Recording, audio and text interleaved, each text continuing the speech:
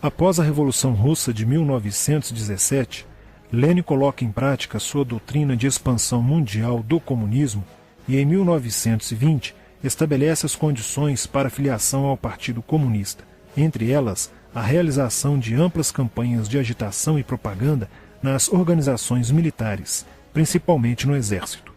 Em 25 de março de 1922, nasce o Partido Comunista do Brasil, o PCB. O novo partido aceitava as ordens diretas de Moscou. Em 1927, partindo da teoria à prática, o PCB criou uma frente única operária e iniciou um trabalho de infiltração nos quartéis, influenciando Luiz Carlos Prestes, capitão do Exército, a aderir ao comunismo, fato que se deu em março de 1931. Em abril de 1935, Prestes foi incumbido pela direção da Internacional Comunista de promover um levante armado no Brasil. O movimento tinha por objetivo derrubar o presidente Getúlio Vargas e tomar o poder.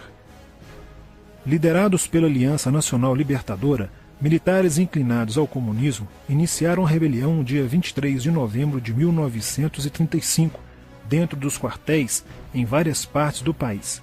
Mas devido à falta de organização dos ataques e à ausência do apoio popular, o exército derrotou os comunistas e evitou o golpe de Estado. Em seguida, Prestes é preso e perde a patente de capitão.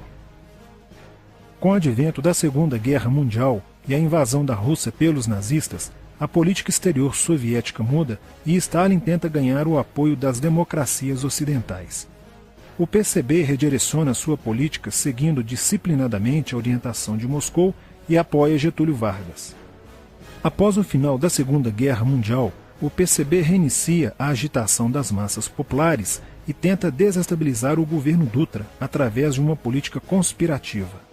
Durante toda a década de 50, Moscou, através de suas redes apoiadas pelos partidos comunistas no mundo inteiro, tentava desestabilizar as democracias ocidentais. Como consequência, nessa época, em muitas universidades ocidentais, predominava uma visão social esquerdista, sendo que grande parte do terceiro mundo aclamava o modelo soviético como a estrada para a justiça social. Muitos intelectuais se declaravam marxistas. Assim, a conjuntura era altamente favorável ao comunismo, o que provocou sua expansão dramática até o final da década de 50, com a vitória da Revolução Cubana. Isso fez o PCB defender com mais intensidade a luta armada como a única solução viável e progressista dos problemas brasileiros.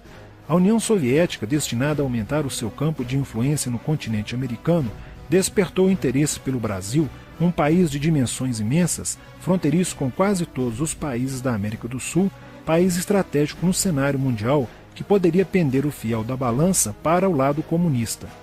Nos primeiros anos da década de 60, o Brasil passou a viver período de crescente instabilidade política, militar e institucional. Em 1961, Luiz Carlos Prestes encontrou-se com Nikita Khrushchev em Moscou para planejar a Revolução Agrária no Brasil.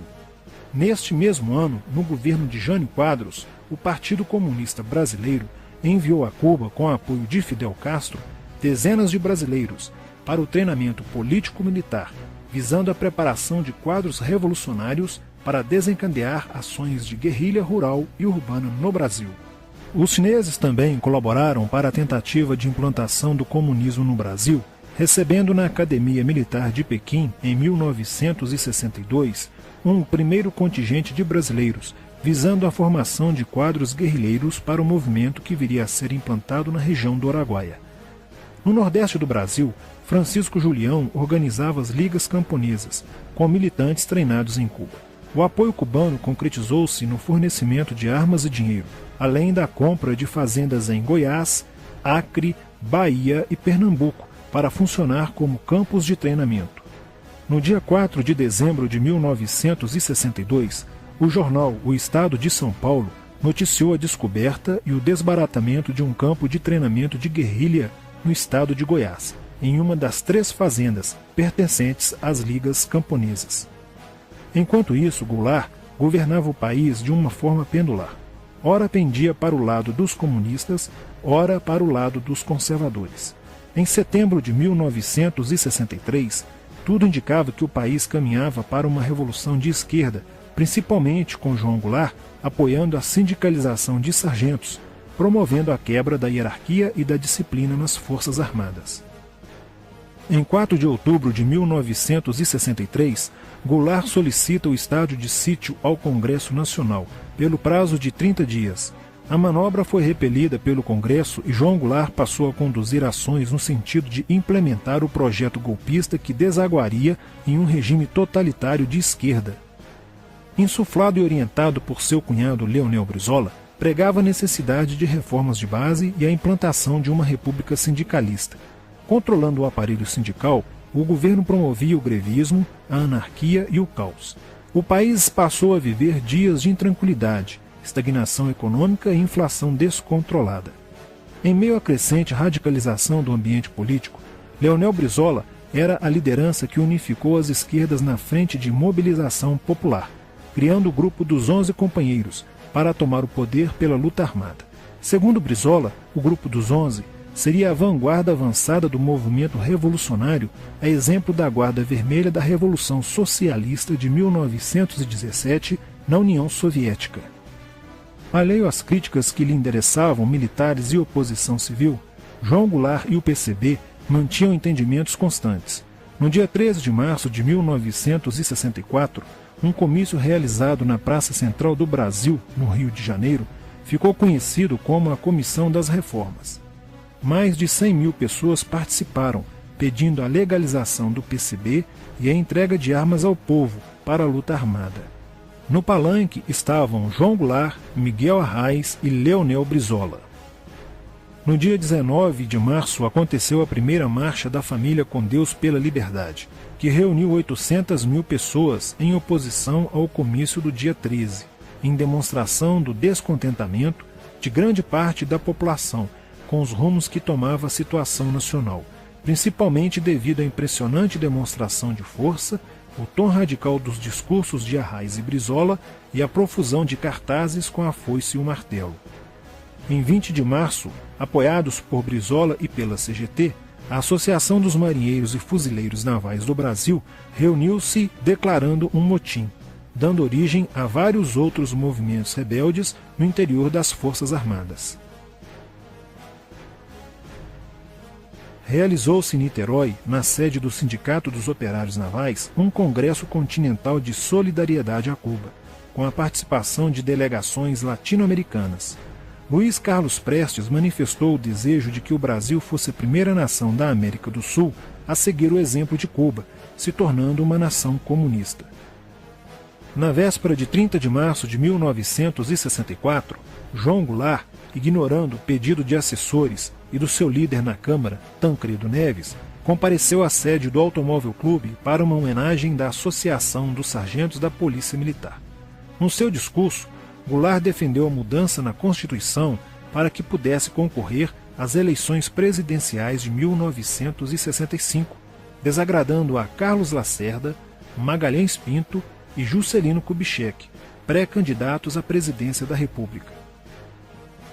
O golpe da esquerda já estava preparado para 1º de maio de 1964, caso o Congresso Nacional não aprovasse as mudanças.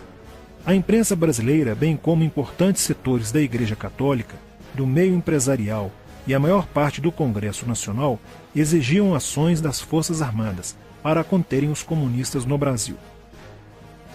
Ao final de março, jornais como o Globo, Jornal do Brasil, Correio da Manhã e Diário de Notícias pregaram abertamente a deposição do presidente João Goulart. Nos bastidores dos acontecimentos, os serviços secretos dos Estados Unidos e da União Soviética trabalhavam intensamente, tentando cada um fazer a balança pender para o seu lado, não medindo esforços para levarem o Brasil a uma guerra civil. O general Olímpio Mourão Filho resolveu partir com suas tropas, sediadas no estado de Minas Gerais, para o Rio de Janeiro. O general Castelo Branco, ao saber disso, telefonou para Magalhães Pinto, governador de Minas Gerais, com o intuito de segurar o levante. O governador mineiro argumentou que, uma vez iniciada a revolução, seria um erro parar, pois alertaria as forças fiéis a Goulart, podendo agravar a situação. A falta de reação do governo Goulart e dos grupos que lhe davam apoio foi notável. Não se conseguiu articular uma reação armada por parte da esquerda. também fracassou uma greve geral proposta pelo Comando Geral dos Trabalhadores, em apoio ao governo. João Goulart, em busca de segurança, viajou no dia 1º de abril do Rio de Janeiro, onde se encontrava no momento da Revolução, para Brasília e em seguida para Porto Alegre, onde Leonel Brizola tentava organizar a resistência. Mas João Goulart desistiu de um confronto militar com os revolucionários e seguiu para o exílio no Uruguai.